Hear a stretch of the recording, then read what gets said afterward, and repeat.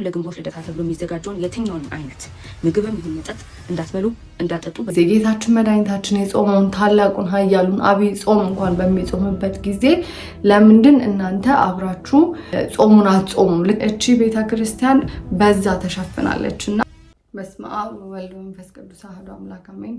ሰላም እግዚአብሔር ከሁላችሁ ጋር ይሁን። ውድ ሀና ዘኢትዮጵያ ገጽ ተከታታዮች እንደምን አላችሁ? እግዚአብሔር ይመስገን በቸርነቱ።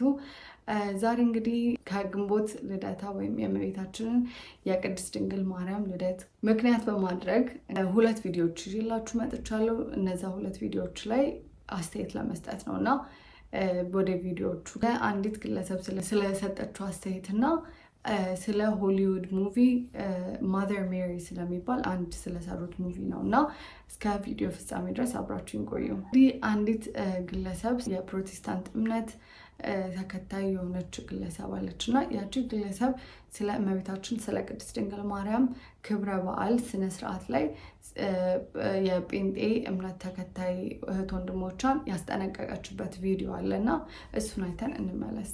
ነገ ግንቦት ልደታ ጸበል ቅመሱ ብትባሉ በጎረቤቶቻችሁ በዘመዶቻችሁ ቤት ሄዳችሁ የሚዘጋጀውን ለግንቦት ልደታ ተብሎ የሚዘጋጀውን የትኛውንም አይነት ምግብም ይሁን መጠጥ እንዳትበሉ እንዳጠጡ በጌታ ፍቅር እጠይቃችኋለሁ።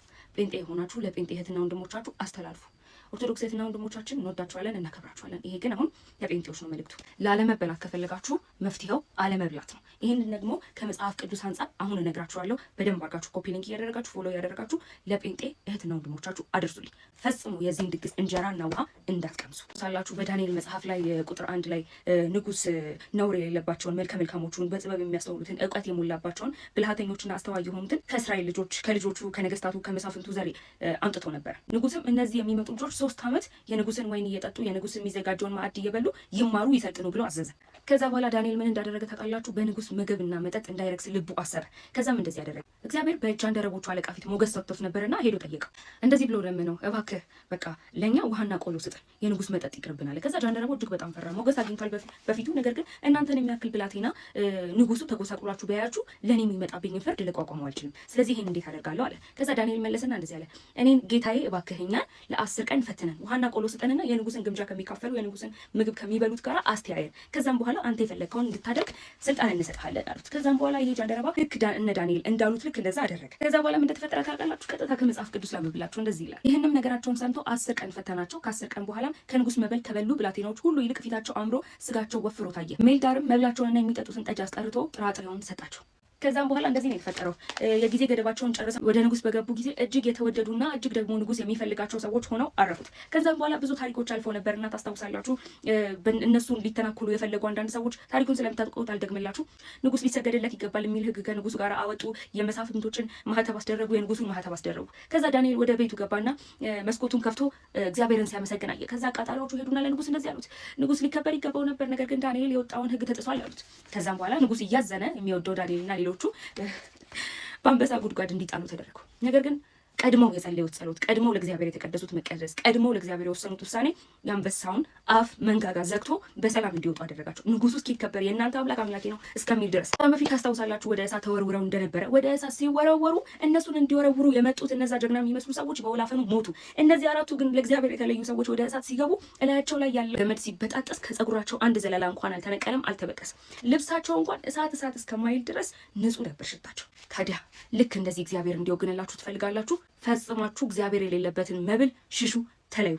ፈጽማችሁ የወዳጅና የዘመድ ሽንገላን አትቀበሉ፣ ተቃውሙ፣ ሽሹ ከዚህ ማዕድ። ዳንኤል ያልተበላው ስላልበላ ነው።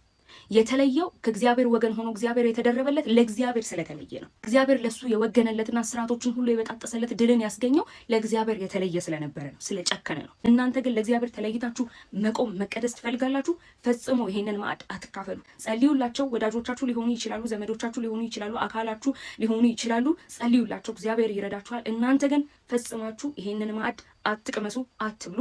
የተለያችሁለት እግዚአብሔር ደግሞ ያስገርማችኋል። ላለመበላት መፍትሄው አለመተማሩ ነው። እንግዲህ እሷ መልስ ከመስጠት በፊት ለመላው ቪዲዮ ለምታዩ ሰዎች አንድ ነገር ማለት ፈልጋለሁ። እሱ ምንድን ነው መሰላችሁ? እኔ በፕሮቴስታንት እምነት ውስጥ ስላደኩኝ ፕሮቴስታንቶች ስለ ኢትዮጵያ ኦርቶዶክስ ተዋሕዶ ቤተክርስቲያን ያላቸው አመለካከት አለ እና ያም አመለካከት ደግሞ የኢትዮጵያ ኦርቶዶክስ ተዋሕዶ ቤተክርስቲያን የጣዖት ማምለኪያ ቤት ሙሉ ለሙሉ አይደለም ግን የሆነ ሀፋፍ እንደሆነ ነው። የዛም ምክንያት ደግሞ የሚመስለኝ ይሄ ደግሞ የማይካድ እውነት የሆነው ደግሞ ብዙ የኢትዮጵያ ኦርቶዶክስ ተዋሕዶ እናቶቻችን ቤተክርስቲያን ይሄዳሉ። ከዛ ደግሞ የዛር አምልኮ አለ ወይም የሆነ አዳልሞት፣ ጣቋር፣ የተለያዩ አጋንንቶችን የሚያመልኩ አሉ በቤተሰብ ማለት ነው። እና ይህ ምንድነው ፖርትሬት ያደረገው ለብዙ ፕሮቴስታንት እምነት ተከታይ እህት ወንድሞቻችን እቺ ቤተክርስቲያን እውነት የያዘች ሳይሆን በዛ ተሸፍናለች። እና ይህንን የመግለጽ ደግሞ የኛ ኃላፊነት ስለሆነ ዛሬ እንግዲህ መጀመሪያ ለዚች እህታችን ኤክስፕሌን ማድረግ የምፈልገው ነገር ሲምፕሊ ሎጂክሊ የኢትዮጵያ ኦርቶዶክስ ተዋሕዶ ቤተክርስቲያን በግንቦት 1 ቀን የምታከብረው የእመቤታችን የቅድስት ድንግል ማርያም የጌታችን የመድኃኒታችን እናት የሆነችው በሆዷ 9 ወር ጸንሳ የወለደችው እናት የእሷ ልደት ነው። እናታችን ቅድስት ድንግል ማርያም በግንቦት 1 ቀን በሊባኖስ ተራራ ላይ ተወለደች። ቅዱስ ኢያቄምና ቅድስት ሐና ተሰደው ስለነበረ የወለዷትም ውጭ ነበረ። በዛ ምክንያት የእመቤታችን ቅድስት ድንግል ማርያም ግንቦት ልደታን ብዙ ሰው ውጪ ንፍሮ በመብላት ይሄንን ልደት ያከብራል። እና ትንሽ እስኪ ስለ ቅድስት ሐናና ስለ ቅዱስ ኢያቄም ትንሽ ልበላችሁ።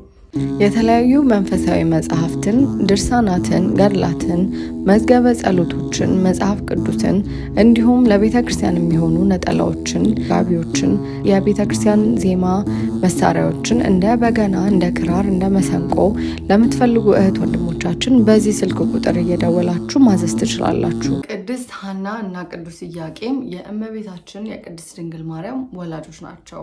እነታቸውና ትውልዳቸው ቅዱስ ኢያቄም ከነገደ ይሁዳ ከዳዊት ወገን የሆነ ደግና ጻድቅ ሰው ነው። ስሙም እግዚአብሔር ያቆማል ወይም ያዘጋጃል የሚል ትርጉም አለው። ቅድስት ሐና ከሌዊ ነገድ የአሮን ዘር የሆነች ደግ ሴት ናት። ስሟም ጸጋ ወይም ሀብት ማለት ነው። አባቷ ማጣት፣ እናቷ ደግሞ መጡ ይባላሉ። ሐና 3 እህቶች ነበሯት። ማርያም፣ ሶፊያ እና ሐና እራሷ ነበሩ። ህይወታቸውና ፈተናቸው። ሐናና ኢያቄም በትዳር ለ50 ዓመታት ያህል ያለ ልጅ ቆይተው በዘመኑ በነበረው ባህል መካን መሆን እንደ ኃጢአትና እንደ መርገም ይቆጠር ስለነበር በሰዎች ዘንድ ይናቁና ይገለሉ ነበረ። በተለይ በአንድ ወቅት መስዋዕት ለማቅረብ ወደ ቤተ መቅደስ በሄዱ ጊዜ ልጅ የላችሁም ተብለው መስዋዕታቸው ሳይቀበላቸው ቀርቶ በሐዘን ተመልሰዋል። ሁለቱም በየግላቸው ወደ እግዚአብሔር አጥብቀው ጸለዩ። ቅዱስ ኢያቄም ወደ ደብር ተራራ ወጥቶ ሐና ደግሞ በቤቷ ግቢ ውስጥ በእግዚአብሔር ፊት እንባቸውን አፈሰሱ። እግዚአብሔር ጸሎታቸውን ሰምቶ በቅዱስ ገብርኤል አማካኝነት ዓለም ሁሉ የሚድንባት ልጅ ትወልዳላችሁ የሚል ብስራት ላከላቸው። በዚህም መሰረት ግንቦት 1 ቀን እመቤታችንን ወለዱ። ስለዚህ አሁንም ፕሮቴስታንትና ወንድሞቻችን ማወቅ ያለባችሁ ልክ አሁን ለምሳሌ እኔ አለሁኝ፣ ከዛ እናት ያለች፣ ከዛ አያት ያለች። እኔ እንግዲህ አያቴን ቅድመ አያቶች የእሷን አያቶች ስለ አያቶቿ መጠየቅ እችላለሁኝ፣ ታሪኳን ትነግረኛለች። ስለዚህ እቺን ቤተክርስቲያን ሞር በጣም ኮኔክሽን ስላላት ከቅዱሳኑ ጋር የእመቤታችንን ልደት የቅዱስ ኢያቄምና የቅድስት ሐናን እናትና አባቷን የዘር ሐረጋቸውን ሁሉ ታውቃለች። በዛም ምክንያት ልደቷን ታከብራለች ማለት ነው። ስለዚህ የእመቤታችን የቅድስት ድንግል ማርያም ልደቷን ማክበር የበለጠ እንደውም ከክርስቶስ ጋር እቺ ቤተክርስቲያን ያላትን ግንኙነት ፕሩፍ ማድረጊያ ወይም ማስረጃ ነው ሊሆን ይገባል። እንደውም ለብዙ ፕሮቴስታንት ወንድሞቻችን እና እህታችን ግንቦት 1 ልደታ ቀን የሚከበረው የጌታችን የመድኃኒታችን የኢየሱስ ክርስቶስ እናት የሆነችው ልደት ለማክበር ነው። ስለዚህ ያ ከጣዖት አምልኮ ጋር እንዴት ግንኙነት አለ? ወይም አንቺ አሁን የጠቀሹ የመጽሐፍ ቅዱስ ታሪክ አለ። የቅዱስ ዳንኤል እና የ3ቱ ደቂቅን ታሪክ ገልጸሻል። እነሱ እንግዲህ ናቡከደነጾር ጣዖት ነበር የሚያመልከው እና እኛ ግን ይሄ ደግሞ የእመቤታችን የቅድስት ድንግል ማርያም ልደት ማለት ጌታችን እንግዲህ እናንተም ክርስቲያኖች ነን ትላላችሁ እና ጌታችን መድኃኒታችን የእሱ እናት የሆነችውን የእናቱን ልደት ማክበራችን እንዴት ከናቡከደነጾር ጋር አንድ ሊያደርገን ይችላል ወይም ጣዖት አምላኪዎች እንዴት ሊያስብለን ይችላል ብዬ ቱ ቢሆነስት እኔ ጥያቄ ይሆንብኛል። ይሄ የሎጂክ ማነስ ወይም የእውቀት ማነስ ብዬ ነው የማስበው። እና ሁለተኛው ደግሞ ብዙ ጊዜ እንግዲህ ፕሮቴስታንቶች የኢትዮጵያ ኦርቶዶክስ ተዋሕዶ ምዕመናን ከ300 ቀናት በላይ በሚጾሙበት ጊዜ ስለ ጾም ያላቸውን አስተያየት የሚገልጹበት አንድ ጥቅስ አለ። እሱም ወደ አፍ ከአፍ የሚወጣ እንጂ ወደ አፍ የሚገባ አያረክስም ይላሉ ብዙ ጊዜ ለምን አትጾሙ በሚባሉበት ጊዜ። እና እቺ ግለሰብ እንግዲህ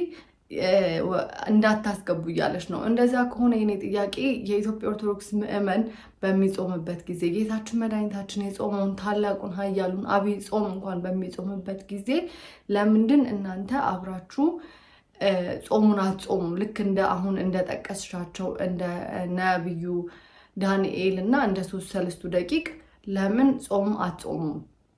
ምክንያቱም ከዛ በኋላ በዛ ጊዜ ስለምን እንደዚህ አይነት ጥቅስ ወደ አፍ የሚገባ አያረክስም ከአፍ የሚወጣ ስለምን ብላችሁ እሱን ስለምን ጥቅስ ትጠቅሱልናላችሁ?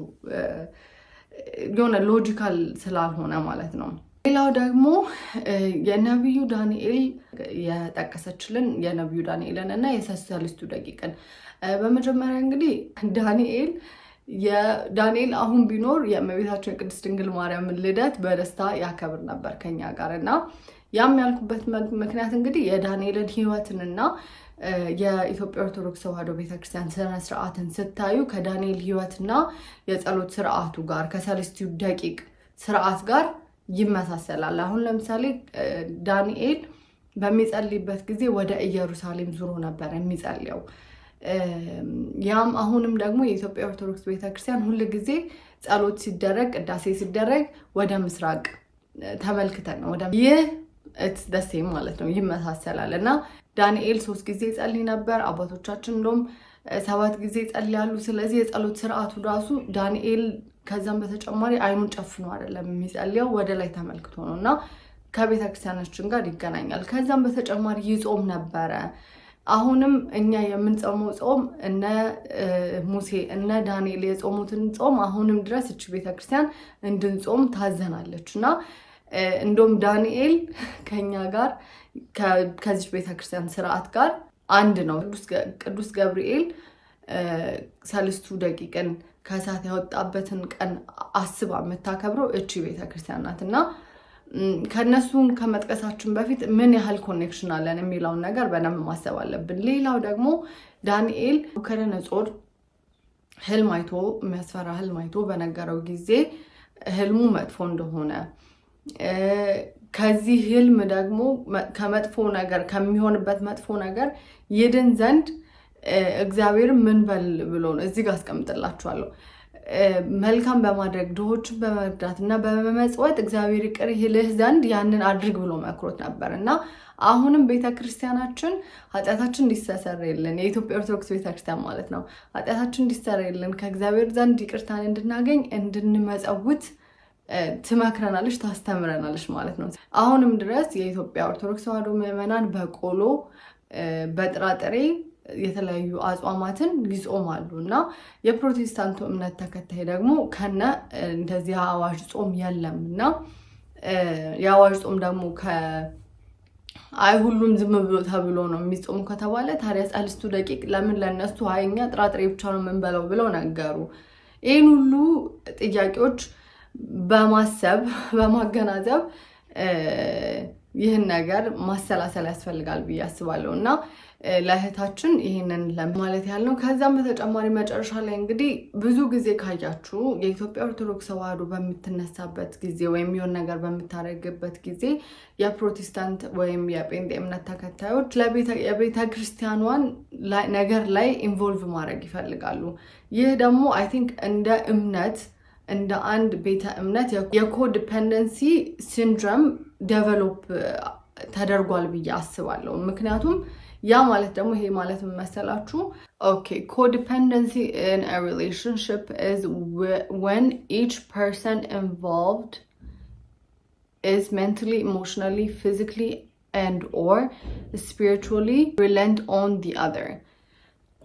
ያ ማለት እንግዲህ እኔ ይህ የፕሮቴስታንት ቤተ እምነት ወይም የጴንጤ ቤተ እምነት ብዙ ጊዜ በኢትዮጵያ ኦርቶዶክስ በተለይ የኢትዮጵያ ጴንጤዎች ኤቭሪ ታይም የሆነ ቶፒክ ሲነሳ የኢትዮጵያ ኦርቶዶክስ ተዋሕዶ ቤተክርስቲያንን ሶልቭ ያደርጋሉና ይህ ማለት ደግሞ በዛ ቤተ እምነት ፉሊ ሳቲስፋይድ አለመሆን ነው ብዬ የማስበውና ልክ ሪሌሽንሺፕ ውስጥ ባልና ሚስት ወይ ባል ወይ ሚስት ሌላ ሰው ጋር የሚያዩበት ምክንያት በዛ ቤት ውስጥ ወይ ባል ለሚስቱ ወይ ሚስት ለባሏ የማያረጉት ነገር ወይም ሳቲስፋይድ ሳይሆኑ ወይ ደስተኛ ሳይሆኑ ሲቀሩ ወደ ውጭ ማየት ይጀምራሉ። ስለዚህ ሜቢ በፕሮቴስታንት ቤተ እምነት ውስጥ በጣም ብዙ አሜሪካውያን ከፕሮቴስታንቲዝም ወደ ኦርቶዶክስ እየመጡበት ያለው ምክንያት የኢትዮጵያ ኦርቶዶክስ ውስጥ በአጠቃላይ የአምስቱ ሴንሶቻችን የጆሮአችን፣ አይናችን፣ አፍንጫችን፣ አፋችን፣ እጃችን ኢንቮልቭድ ወይም የሚሳተፍበት የአምልኮ ስርዓት ስላለ እንግዲህ እዛ ደግሞ ስለሌለ ትንሽ ኮዲፔንደንሲው ሞር ጠንከር ያለ ነው እና እቺ ለዚች እህታችን እንግዲህ ይህንን መልስ መስጠት ፈልጌ ነው።